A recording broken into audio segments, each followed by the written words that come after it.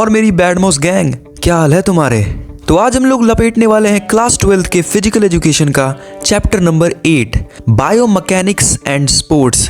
And तुम्हें लग रहा है कि इसमें कुछ फिजिक्स का बहुत ज्यादा लोचा होगा, तो ऐसा कुछ नहीं है। एंड मैं इसे एकदम आसान भाषा में तुम्हें समझाऊंगा, क्योंकि पता है मुझे वो भारी भारी और कूल वर्ड्स सुन के दिमाग खराब हो जाता है। तो अभी के लिए बातचीत काफी हो गई, अब स्टार्ट करते हैं। ओके, तो सबसे पहले हमेशा की तरह इंट्रोडक्शन देखते हैं। तो सबसे पहले जो वर्ड है बायोमैकेनिक्स, एक्चुअल में ये होता क्या है। तो जब हम कोई भी मूवमेंट करते हैं उस टाइम पे जो हमारी बॉडी जिस तरीके से वर्क करती है, मतलब उस मूवमेंट को करने के लिए हमारी बॉडी को जो जो फंक्शंस करने पड़ते हैं, उन फंक्शंस को ही समझना बायोमैकेनिक्स होता है। जैसे तुमने एक फुटबॉल किक की, तो किक करने के लिए तुमने जो पैर उठाया, उसके बाद जो तुम्हारा पैर वहां से जॉइंट से मूव हुआ, उसके बाद तुमने किस तरीके से पैर को घुमाया फुटबॉल तक पहुंचाने के लिए, यही सब होता है बायोमैकेनिक्स। जिसमें हम जानते हैं कि हमारी बॉडी की मसल्स, हमारे बॉडी के जो जॉइंट्स है, लिगामेंट्स है, बोन्स है, ये सब साथ मिलकर कैसे मूवमेंट करते हैं। बट सबसे बड़ा सवाल इसका स्पोर्ट्स से क्या लेना देना है। तो हम लोग बायोमैकेनिक्स इसलिए पढ़ते हैं ताकि हम अपने बॉडी मूवमेंट्स को बेटर कर सकें। पर यहाँ पे न्यूटन चाचा का लॉ ऑफ मोशन पढ़ना ही पड़ेगा। तो लॉ ऑफ मोशन के 3 लॉ होते हैं। पहला लॉ कहता है कि जब तक तुम किसी चीज पर फोर्स नहीं लगाते हो तब तक वो रेस्ट पोजीशन में रहेगी, मतलब वो हिलेगी नहीं अपनी जगह से। एंड जब तक तुम किसी चीज पे फोर्स नहीं लगाते हो तब तक अगर वो चीज चल रही है तो वो रुकेगी नहीं। दूसरा है लॉ ऑफ एक्सेलरेशन। एक्सेलरेशन से मतलब है स्पीड। इसका एक फॉर्मूला भी होता है जो तुम्हें बस एक बार देख लेना है। तो बेसिकली ये जो लॉ है वो ये कहता है कि तुम्हारी स्पीड जितनी ज्यादा होगी, तुम्हारी तरफ से लगने वाला फोर्स किसी भी चीज पे बहुत ज्यादा हो जाएगा। जैसे मान लो तुम किसी पहलवान को एक मुक्का मार रहे हो, तो अगर तुम धीरे से मारोगे तो उसे शायद पता भी ना चले।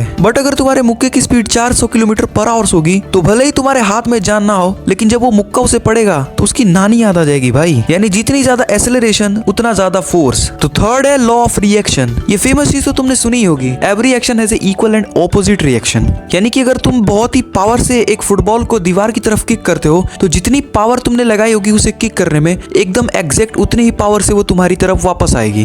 ओके, तो नेक्स्ट टॉपिक है लीवर्स।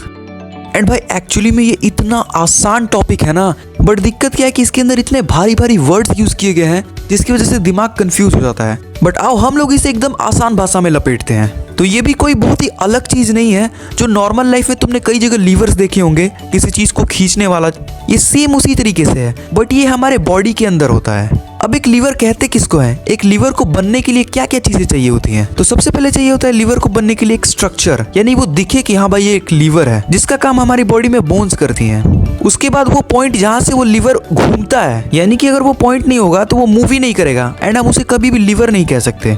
तो इसका काम करती है हमारे बोन्स के बीच की जॉइंट्स, जो कि हमारे लीवर का सपोर्ट होती हैं। एंड लास्ट होता है फोर्स, यानी कि उस लीवर को मूव करने के लिए जो फोर्स होता है उसका काम हमारी बॉडी में मसल्स करती हैं। बट आगे हम इन्हें बोन्स, जॉइंट्स एंड मसल्स नहीं बोलेंगे, इन सबके एक स्पेसिफिक नाम होंगे। जैसे जॉइंट्स जो सपोर्ट का काम करते हैं उन्हें हम फल्क्रम बोलेंगे, जो हमारी मसल्स है उसे हम लोग फोर्स बोलेंगे। ओके, तो देखते हैं कि लीवर्स कितने टाइप के होते हैं। तो देखो लीवर्स होते हैं 3 टाइप के। पहला होता है फर्स्ट क्लास लीवर, दूसरा सेकंड क्लास एंड तीसरा होता है थर्ड क्लास। तो सबसे पहले देखते हैं फर्स्ट क्लास। इस डायग्राम को ना दिमाग में छाप लो भाई, क्योंकि सब इसी का खेल है। अब फर्स्ट क्लास में जो लिवर होता है उसमें जो फल्क्रम होता है, यानी कि जॉइंट सपोर्ट, वो बीच में होता है। एंड एक साइड लोड होता है एंड दूसरी साइड फोर्स होता है। जैसे ये बंदा बॉल फेंकने की कोशिश कर रहा है, उस टाइम पे हमारे बॉडी कैसे मूवमेंट कर रही है तुम यहाँ पे देख सकते हो। उसकी जो एल्बो है वो हमारा जॉइंट्स है, यानी कि सपोर्ट, बोन्स स्ट्रक्चर्स है, और उसको फेंकने के लिए जो फोर्स लग रहा है वो हमारी मसल्स दे रही है। एंड जो लोड है वो हाथ में पकड़े हुए बॉल है। ओके, तो अब देखते हैं सेकंड क्लास। अब ये लीवर तब काम करता है जब हम लोग उछल रहे होते हैं। अब यहाँ पे जो हमारा फल्क्रम यानी कि जॉइंट होता है वो साइड में होता है, फोर्स आगे की तरफ होता है, जो यहाँ पे तुम देख सकते हो। अब इतना तो समझ ही सकते हो यार, बैंड मॉस हो यार तुम लोग। अब देखते हैं थर्ड लीवर। अब ये लीवर तब काम करता है जब तुम डंबल मार रहे होते हो। यहाँ पे जो हाथ में इसने पकड़ा डंबल है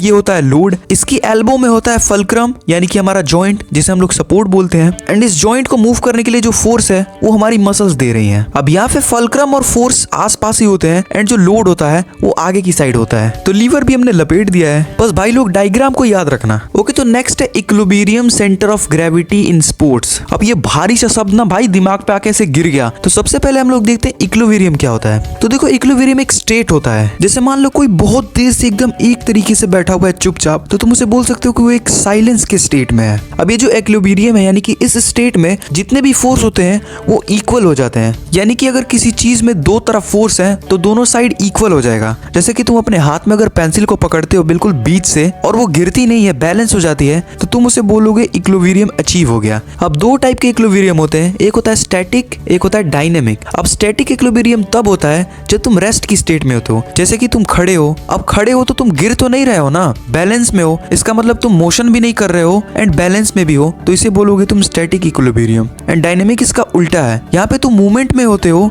एंड बैलेंस पे भी होते हो, यानी कि तुम दौड़ भी रहे हो।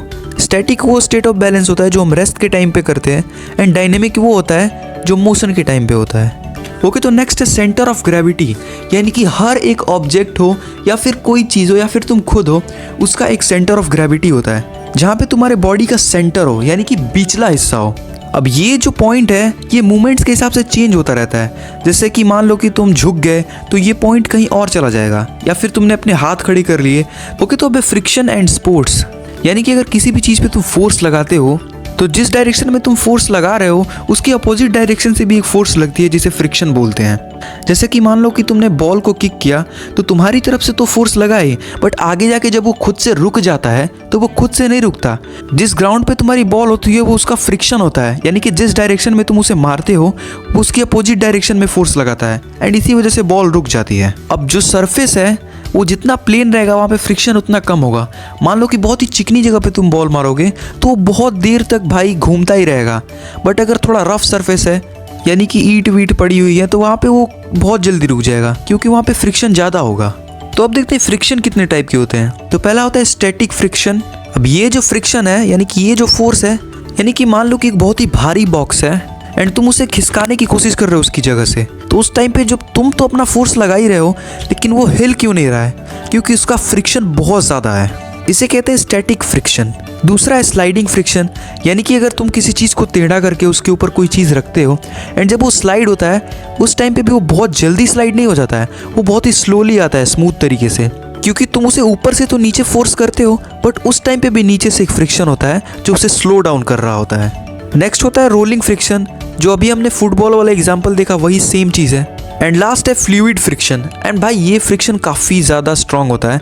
ये फ्रिक्शन हमें पानी या फिर लिक्विड जैसी चीज़ों में देखने को मिलता है। तुमने देखा होगा जब तुम तैरने के लिए जाते हो तो तैरने में भाई बहुत फोर्स लगता है, बहुत एनर्जी लगती है, क्योंकि उस टाइम पे जो पानी होता है तो वो तुम्हारे बिल्कुल अपोजिट फ्रिक्शन होता है उसका। ओके, तो लास्ट टॉपिक है प्रोजेक्टाइल इन स्पोर्ट्स।